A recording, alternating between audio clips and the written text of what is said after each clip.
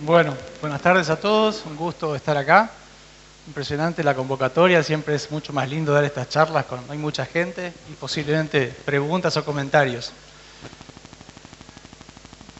Ahí está, mi nombre es Fernando Latanzi, esta charla la preparamos junto con Félix Gutiérrez, que es también parte del equipo de Pasturas, y yo no quería dejar de mencionar a muchos técnicos del equipo de Pasturas de INIA, que estamos en Tacuarembó, 33 y Estanzuela, porque mucho de lo que ustedes van a ver sale de conversaciones o de proyectos que tenemos juntos.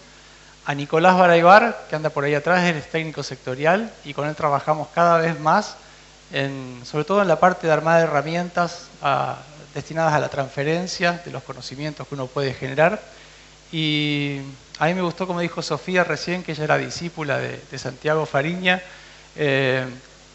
Yo un poco discípulo de Santiago también soy. Santiago fue el que me hizo ver la importancia de que todo lo que uno aprende de pasturas tiene que hacerlo funcionar en un sistema, en este caso un sistema lechero.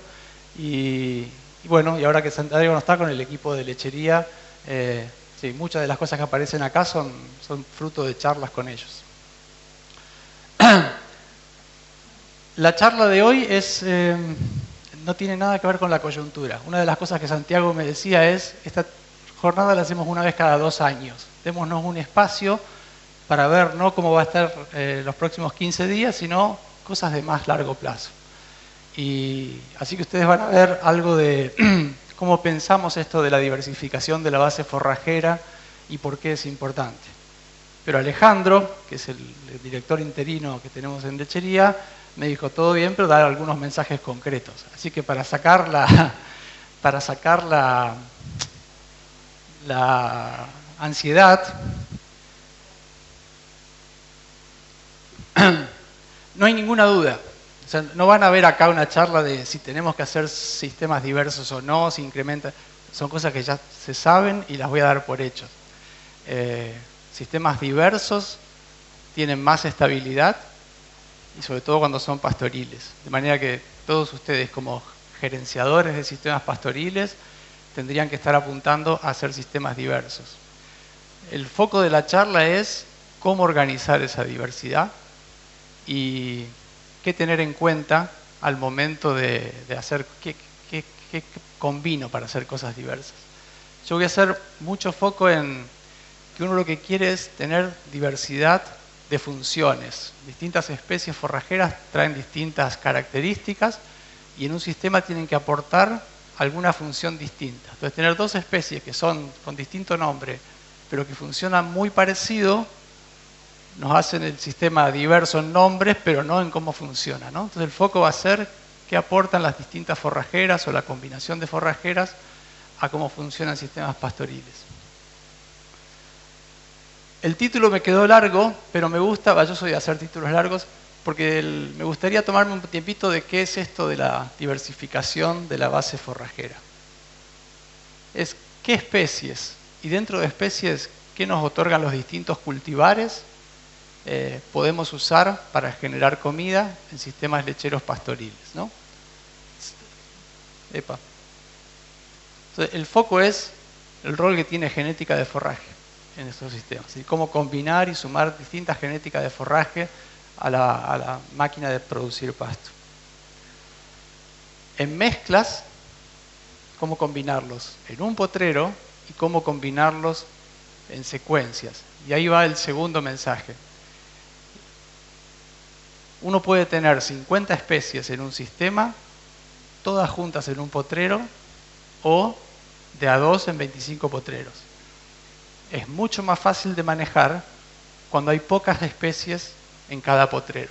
El gran problema de tener sistemas muy diversos es que después tenés un montón de especies funcionando distintas y vos tenés que elegir cuándo las pastoreás, cuándo las fertilizás. Si estuviéramos en una reunión del sistema ganadero extensivo, estaríamos hablando de campo natural que tiene toda esa diversidad y tiene toda esa dificultad inherente de manejo. Entonces, cuando uno tiene la chance de armar el sistema, le conviene tener muchas especies funcionando distinto en el predio, pero no necesariamente todas en el mismo potrero. Entonces el punto es armar sistemas que tengan algunas especies en distintos potreros. El punto 2 es ¿Qué es esto de incrementar la estabilidad? Si lo que quiero es que produzca todos los años un montón de pasto. Estabilidad en la charla va a ser que me varíe lo menos posible el año 1, del año 2, del año 3, del año 4. Y el foco va a estar en qué es lo que nos hace variar la producción de pasto año a año en las condiciones que tiene en secano Uruguay, sin resignar productividad. Dicho eso, hay otros roles que tiene la diversidad en los sistemas. Uno que aparece cada vez más en algún tipo de literatura es que cuando vos le das de comer plantas distintas a una vaca, le cambiás la diversidad de lo que dicen fitoquímicos. No tanto de la celulosa o la FDN o la FDA que está en todos lados, sino compuestos secundarios, algunos fenoles, otros compuestos que, bueno, hay cada vez más evidencia que a las vacas les gusta comer variado, digamos. Si uno le ofrece siempre una dieta monoespecífica y le da una dieta con 2 o 3 opciones, si puede elegir, prefiere comer cosas que tengan variabilidad. Y la tercera es sumar especies con funciones distintas a veces nos ayuda a reducir algunos aspectos de impacto ambiental. Dicho eso, para Uruguay 2024, mi impresión es que el rol importante es este. Nosotros queremos tener sistemas biodiversos para tener menos variabilidad año a año en cuántos kilos de pasto producimos. El resto son lindos agregados, pero el foco que yo veo es ese. Y en sistemas pastoriles, de secano tendría que haber puesto, es porque, ¿por qué uno se quiere complicar la vida con producir pasto, sabiendo que llueve o que no llueve? Es porque es de bajo costo. Es la razón por la que estamos en sistemas pastoriles, en primera instancia, es que es un alimento barato, que estos animales pueden convertir en proteína, en grasa de alta calidad. Eso quiere decir que nuestra diversidad va a tener que estar soportando los efectos que tiene el pastoreo de los animales. No solamente que se las coman, sino que las pisoteen y que haya excreta depositada en esos potreros. Que sean capaces de... que podamos confeccionar reservas, es un segundo plano, lo primero es el pastoreo directo. Y el tercero, sobre todo cuando pensamos leguminosas y gramíneas, es que más diversidad funcional en ese aspecto nos trae un nitrógeno más barato al sistema. Todo lo que fijen las leguminosas es urea que uno no paga. ¿Y variabilidad en qué? Producción de pasto es lo que quizás la variable que uno siempre tiene en mente, pero como mostraba Diego Ubios, cosecha de pasto debería ser lo que nosotros tenemos en mente. Queremos maximizar y estabilizar los kilos de pasto que cosechamos cada año en nuestro predio. Cuando uno se imagina qué es lo que hace variar año a año la cantidad de pasto que uno cosecha en un predio, capaz que lo primero que se nos viene a la mente es, bueno, a veces las pasturas producen más, a veces producen menos. Y eso es verdad, esa es una parte importante de la variabilidad. Pero en las condiciones de Uruguay, con la base forrajera que nosotros usamos, hay dos aspectos más que influencian cuánto pasto se cosecha. Uno es la persistencia que tienen nuestras pasturas perennes. Y la otra es la duración y los momentos de los barbechos. Si un potrero produce más o menos pasto el año 1, el año 2, bueno, pasto hay más o menos. Estos dos factores, estos dos factores definen si hay o no pasto en ese potrero. Y si ustedes, estos 2 últimos años fueron buenos para eso, más allá de la variabilidad normal que puede haber en cualquier lugar del mundo bajo secano a productividad, los sistemas de Uruguay se enfrentan a pérdidas de persistencia y eso te genera duraciones de barbecho distintas. Y no es algo que, bueno, justo este año me pasó, que se me murió tal cosa, o justo este año no pude sembrar en fecha.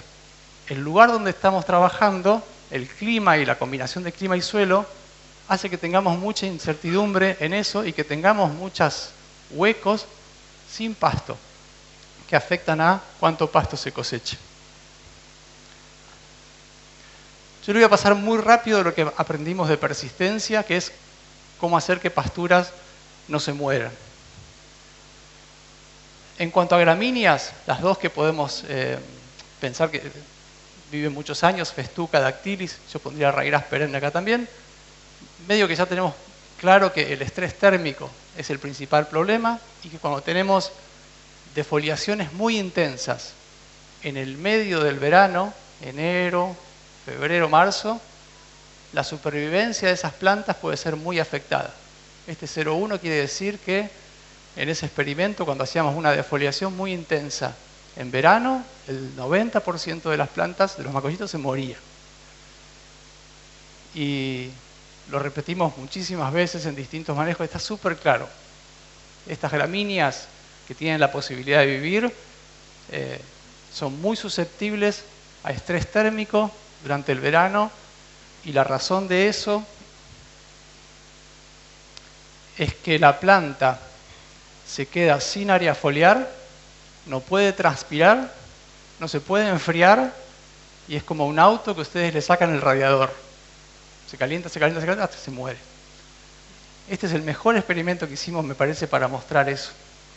Esta es la misma planta, el 19 de febrero, de Festuca. Le hicimos una defoliación muy intensa.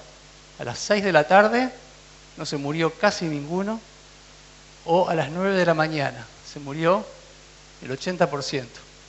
Porque la planta que cortamos a las 6 de la tarde tuvo toda la noche para recuperarse, producir un poquito de área foliar, poder transpirar, y quedó viva. No produjo nada, pero quedó viva. La que cortamos a las 9 de la mañana se comió toda la tarde del sol, se calentó y se murió. Sucede ahí. Pues para esto está bastante claro cómo tener festucas y dactylis persistentes. Hay que cuidar bien el verano. De estrés térmico es todo lo que voy a decir. De estrés hídrico es bastante más complejo y es el desafío que tenemos para adelante. Este es un gráfico que van a ver que los uso mucho.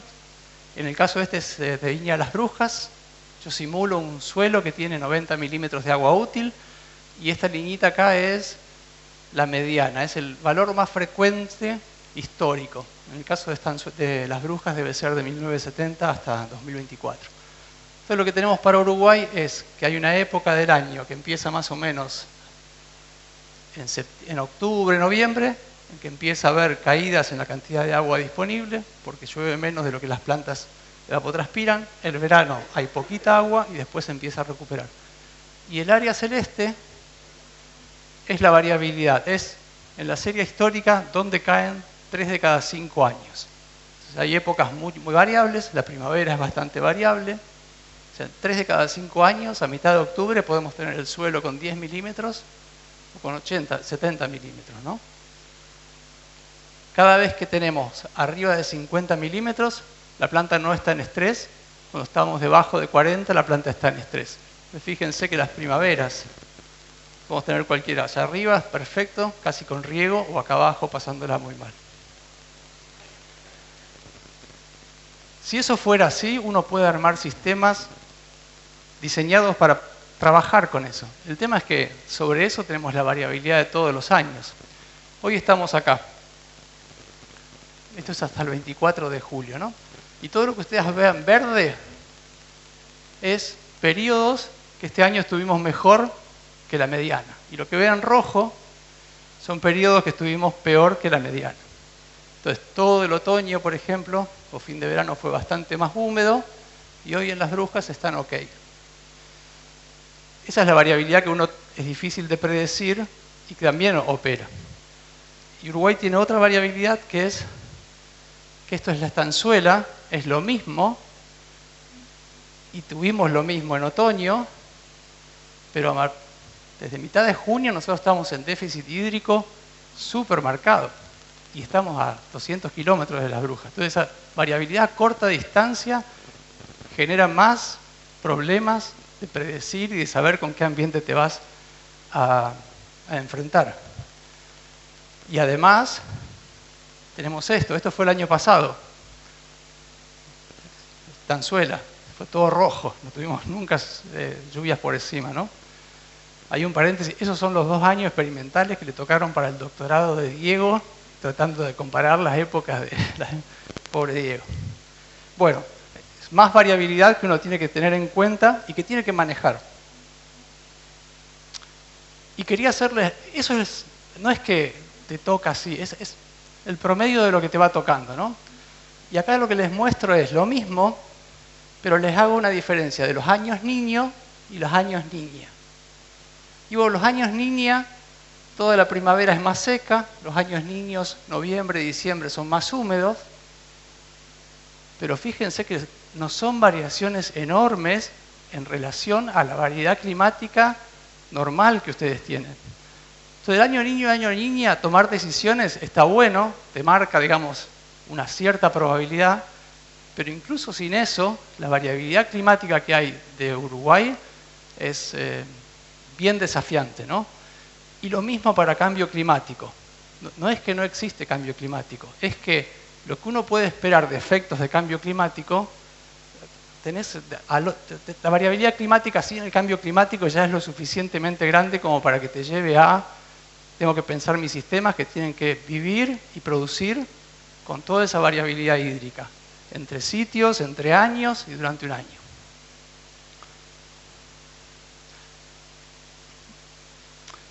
Este es un aspecto que yo creo que recién ahora lo estamos empezando a entender mejor y por eso le puse persistencia de leguminosas. Las especies leguminosas que tenemos, alfalfa, los lotus, alfalfas y lotus, son especies que toleran bien, relativamente bien, el estrés hídrico cuando falta agua, déficit hídrico, ¿no? Pero no toleran tan bien el exceso hídrico.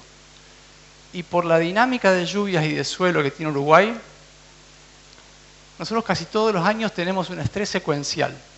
Acá en azul, yo les pongo, basado en esos mismos balances, es el número de milímetros por día de exceso hídrico. Exceso hídrico es cuando el suelo está todo lleno de agua y sigue lloviendo. Entonces, esa es la cantidad de milímetros que llegan al suelo y que el suelo no puede absorber, ¿no? Exceso hídrico es, vos tenés barro saturado.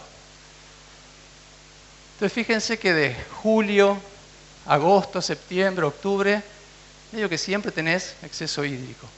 Y después, junio, julio, también. Y deja de haber exceso hídrico y empieza a haber déficit hídrico. Este es el número de milímetros que le falta al suelo o que debería llover para que la planta no esté en estrés. Entonces, Uruguay es como que tenés, no sé, una semana a fin de septiembre y hasta que empiece octubre que no tenés ni exceso ni déficit. Y cuando pensamos en la base forrajera, es muy difícil para una planta haber evolucionado adaptándose a las dos cosas. A que tenga las raíces sin oxígeno porque tiene el suelo lleno de agua y que 3 meses después le falte agua y tenga que estar adaptada a sequía. Generalmente las especies eligen un estrés y ese es el que se adaptan, ¿no? Entonces, ese estrés secuencial para leguminosas es la principal limitante y por algo no les puedo mostrar un manejo que podamos tener todos los años alfalfas de 4 años con 4 primaveras buenas. Tenemos mucha más variabilidad y no logramos todavía tener una base forrajera de leguminosas bien estables.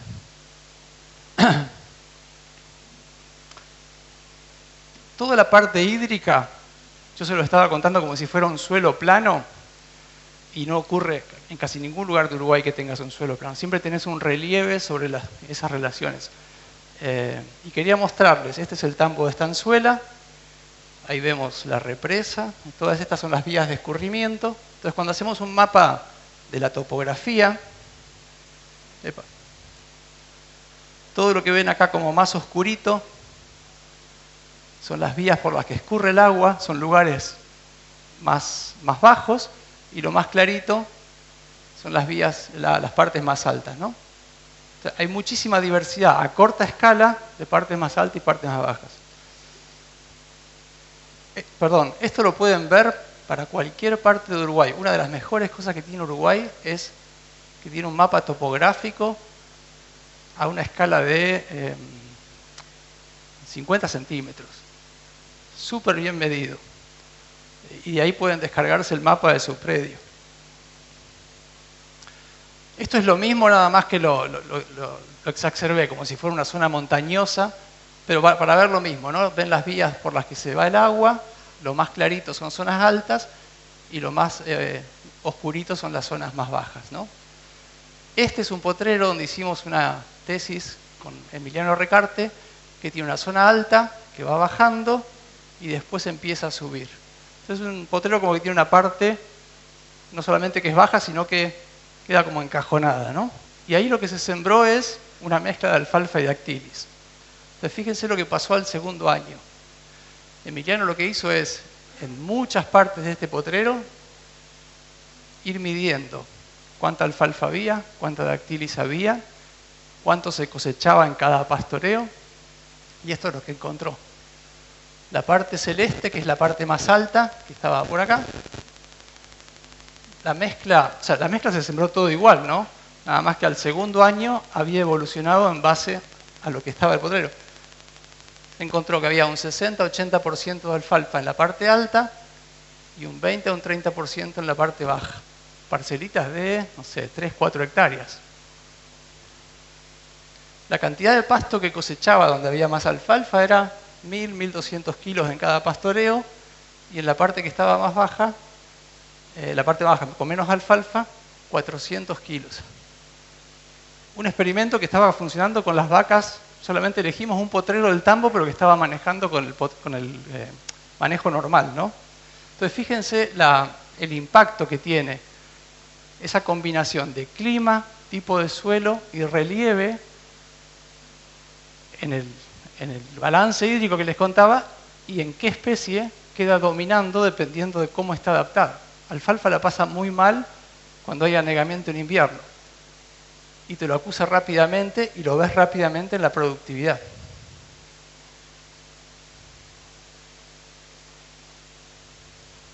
Epa, estoy yendo por otro lado. Entonces, bueno, vamos, finalmente toda esa intro para mostrarles y convencerlos qué es lo que está causando variabilidad entre años, en esa persistencia, en los momentos de barbecho y en la productividad. Es esa conjunción de estrés térmico para las gramíneas y esa combinación secuencial de exceso y déficit hídrico para las leguminosas. Entonces, ¿cómo armás una base forrajera con toda esa variabilidad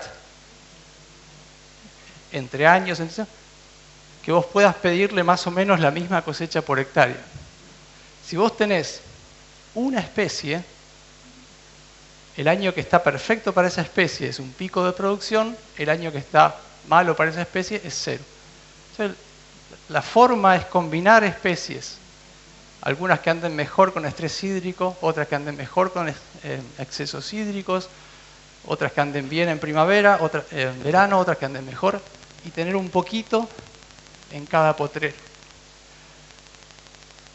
Lo que uno resigna es productividad potencial, porque siempre alguna parte de tu predio va a estar funcionando por debajo del óptimo.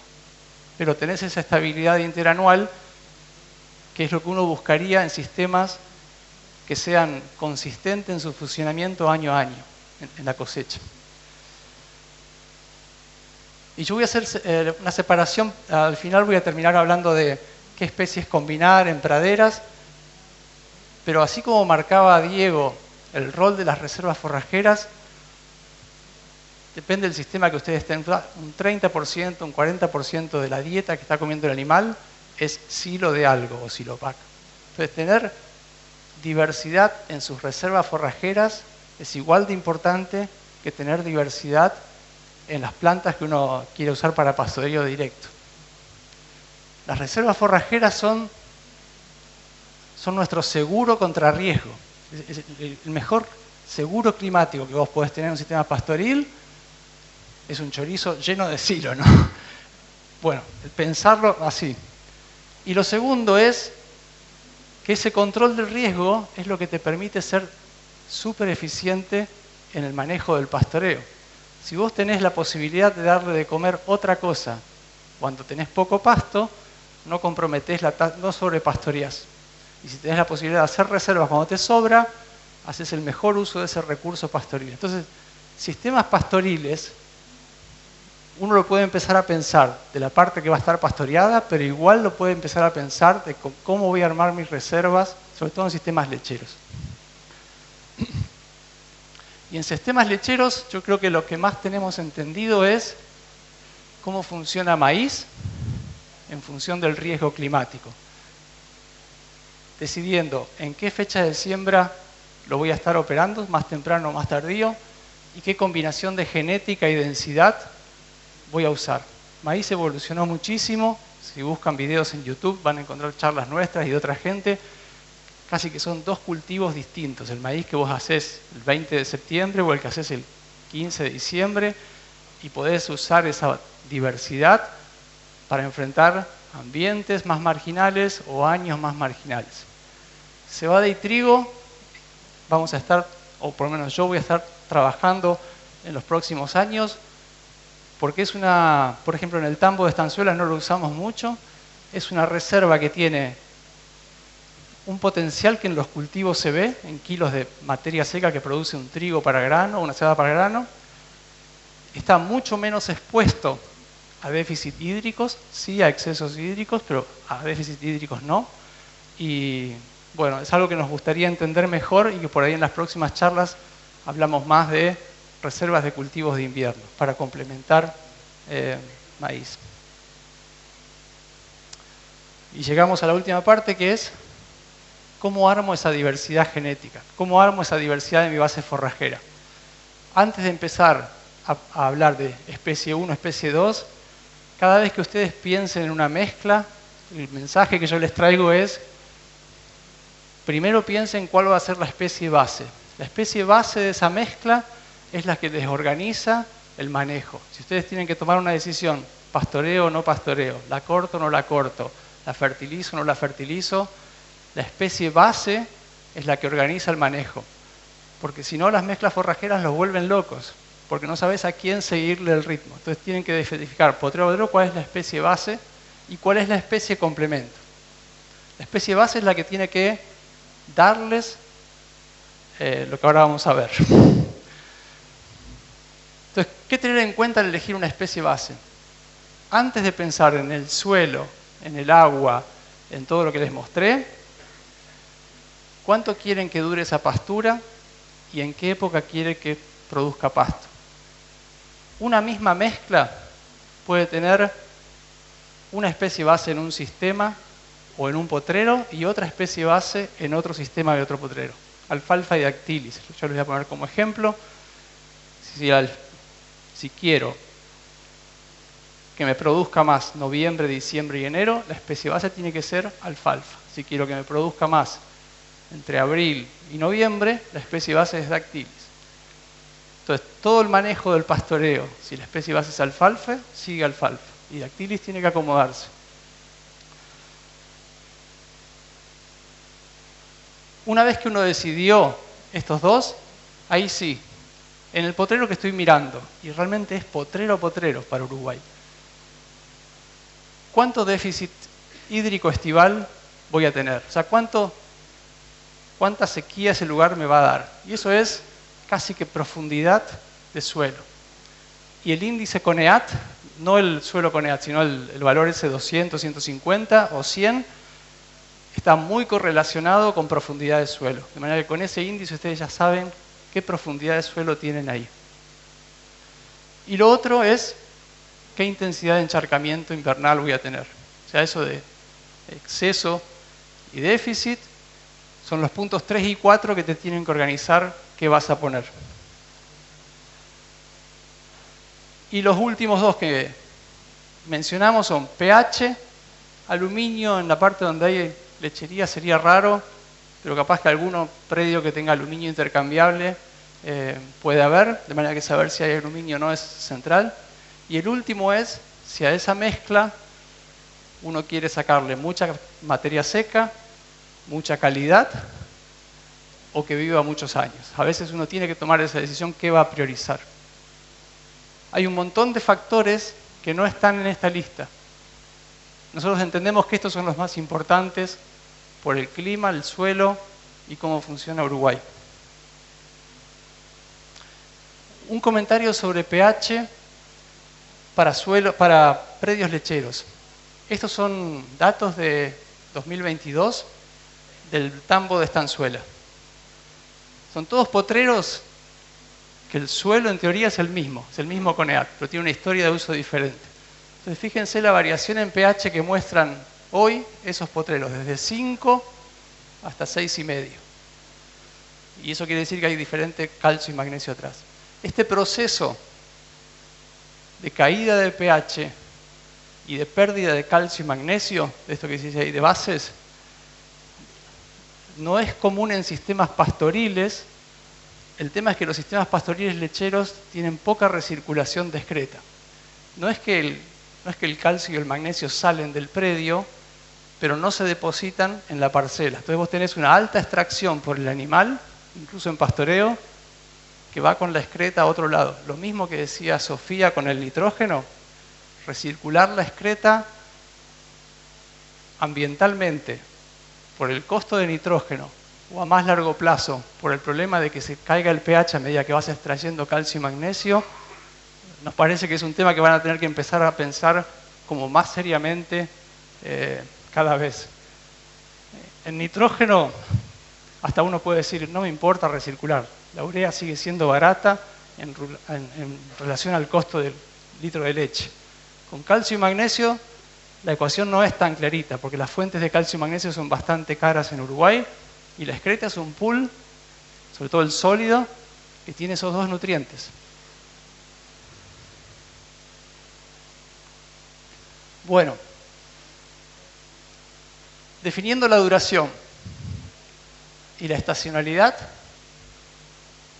más o menos te organiza cuál debería ser la especie base que vos tenés. Entonces, si vos querés una pastura que dure más de 2 veranos, 3 veranos, 4 veranos, y que produzca, que tenga mucha producción entre mayo y octubre, o es festuca, o es dactilis. Yo puse Raigras perenne así en azul. Si dura más de 2 veranos, es un logro. A veces dura 3 veranos, pero ya que dure 2 veranos, Raigras perenne, y por eso lo pongo ahí. Pero si quiero que produzca con foco en diciembre y marzo, fíjense cómo cambia. Salgo de gramíneas y voy a leguminosas. Las leguminosas de Uruguay están más corridas. No es que festuca no produce en verano y que alfalfa no produce en invierno, pero los picos de producción están bien diferenciados.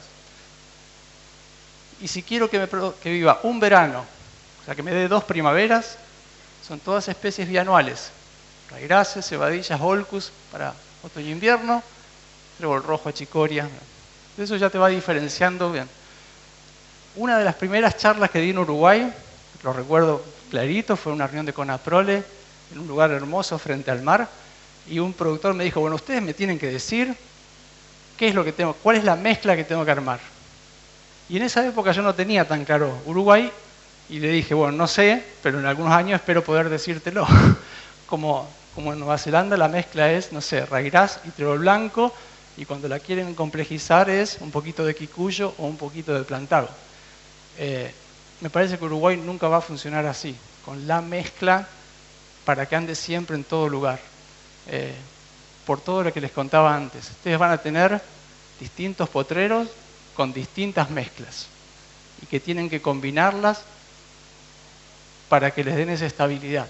Que el año que hay exceso hídrico no lo pase tan mal y que el año que hay déficit hídrico no lo pase tan mal tampoco. Una vez que, supongamos que queremos acá, bueno, una que esté con festuca, acá, que produzca en mayo y octubre y me dé varias primaveras. ¿Cuándo uso festuca? ¿Cuándo dactilis? ¿Cuándo Raigras? Ahí es donde aparecen las otras restricciones. La verdad que la oferta de genética que tiene Uruguay en cuanto a especies y dentro de especies a cultivares es lo suficientemente amplia que vos podés encontrar para un potrero con distinto profundidad de suelo, distinto nivel de drenaje, distinto pH y distintos objetivos de ese potrero, siempre tenés una especie, y dentro de especies cultivar, que más o menos pega por ahí. Entonces, si tenés un potrero que se encharca mucho en invierno, te vas para el lado de festuca. Si querés mucha calidad y el déficit hídrico estival es un poco marcado, te vas para el lado de Dactylis. Y si querés mucha calidad y no te importa nada más, Ryegrass perenne te lo puede dar. Y lo mismo para cualquiera. Alfalfa es una de las más restrictivas. Tiene que tener un cierto pH, el drenaje tiene que ser bueno, el pH no puede ser bajo y te puede dar productividad o calidad. Pero cada una puede tener. Hay un grupo de tipos de especies que son gramíneas C4. Yo puse Pasparum entre paréntesis porque es la que nosotros estamos trabajando. Pero son especies como si fuera un sorgo perenne, ¿no?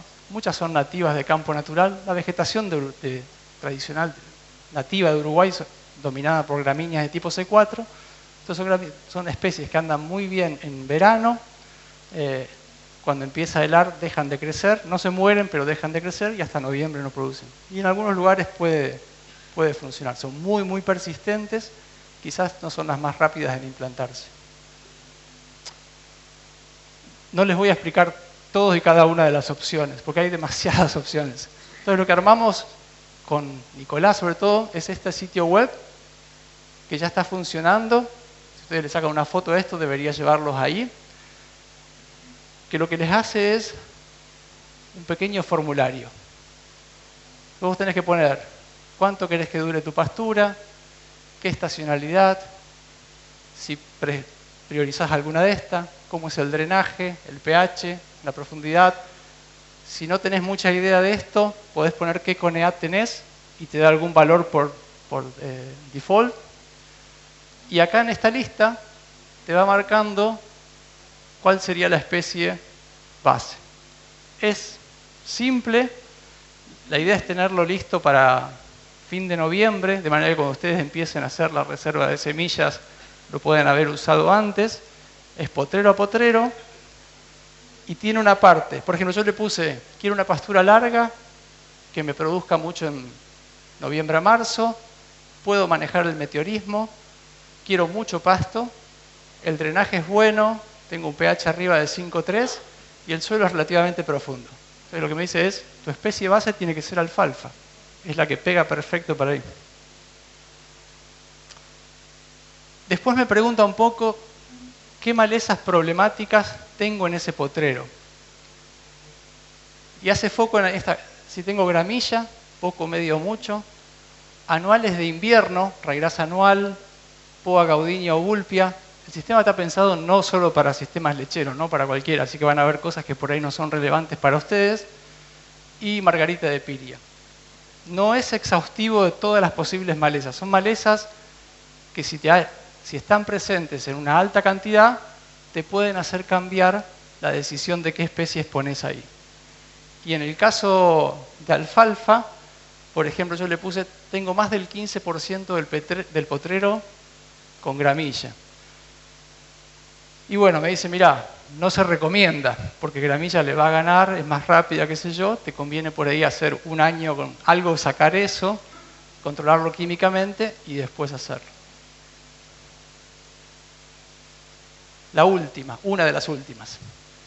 Dentro de cada especie, Uruguay les ofrece mucha variabilidad genética. Y una de las cosas más diferentes entre diferentes cultivares es la fecha de gramíneas, es cuando florece. Podés tener festucas que florecen a fin de agosto o festucas que florecen a fin de septiembre. Ese es un mes que determina que la primavera empieza un mes antes para las tempranas y un mes tardío. Otra vez, no es cuál cultivar voy a sembrar. Vos tenés que tener un poco de cada uno, un poco de cada uno, de manera de, con distintas fechas de floración, poder ir escalonando tus pastoreos para que el pasto no te pase por arriba de una sola vez.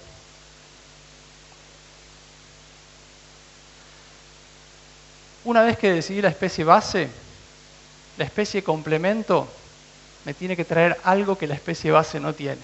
Entonces, si yo tengo una de verano, en la especie complemento voy a querer una que me dé un poco más de productividad a contraestación.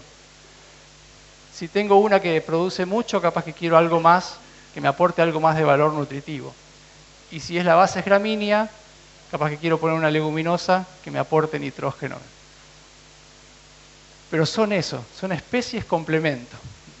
No podemos orientar el manejo en base a si la especie complemento está bien o está mal. El ejemplo más fácil es cuando tenés una mezcla de gramíneas con leguminosas. Entonces vos tenés que decidir, ¿la fertilizo con urea o no la fertilizo con urea? Si tu especie base es la leguminosa, no se fertiliza. Vos lo que querés ahí es todo lo que te trae la leguminosa. Y si le pones urea, la gramínea le va a competir y la va a sacar.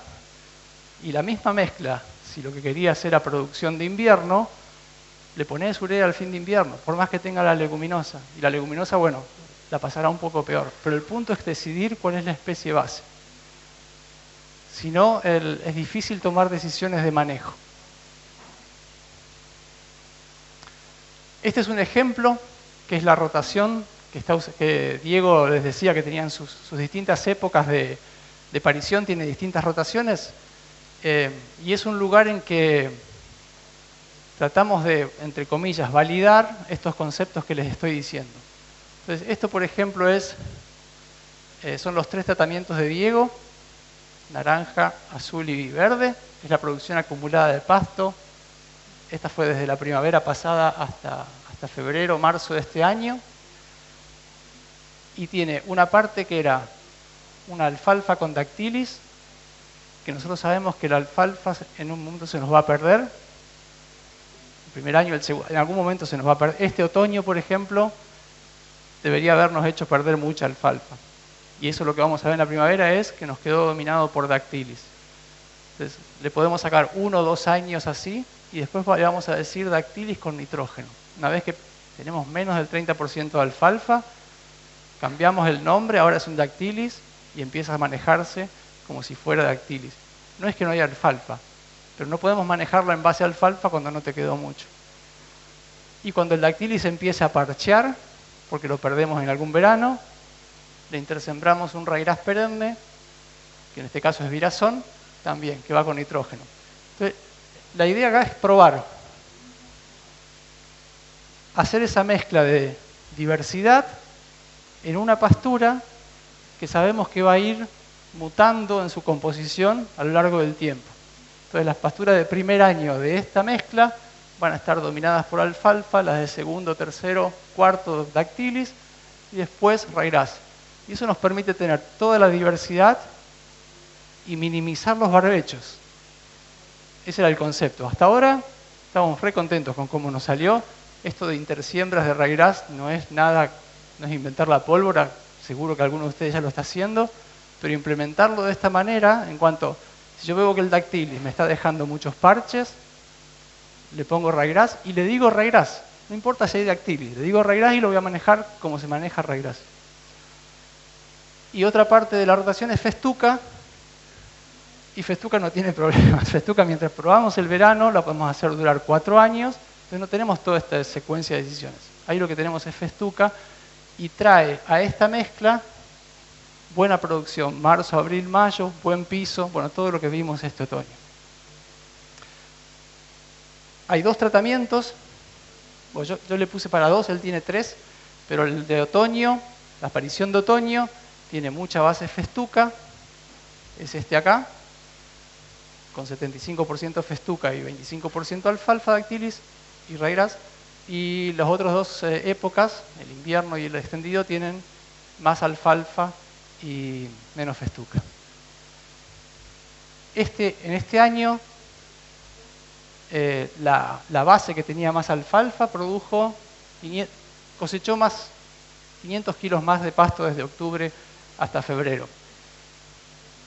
Fue un año donde nosotros arrancamos en marzo del año pasado, marzo de 2010, todavía no había terminado la sequía, entonces todas las festucas estaban muy mal, les llevó muchísimo tiempo recuperarse y lo vimos en la producción de primavera. por más que la festuca estaba resentida. Y la alfalfa lo pasó mejor ese estrés. Cuando cerremos el año 2, debería ser justo lo contrario. Este año nos tocó un otoño tapado de agua, festuca estaba mejor, las alfalfas uno veía que se morían en los charquitos, y vamos a ver cómo anda.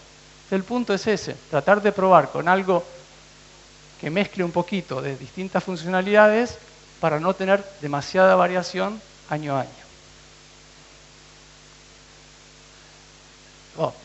Maíz temprano y maíz tardío es más diversidad que uno puede poner, y para no pasar demasiado tiempo yo lo dejo ahí.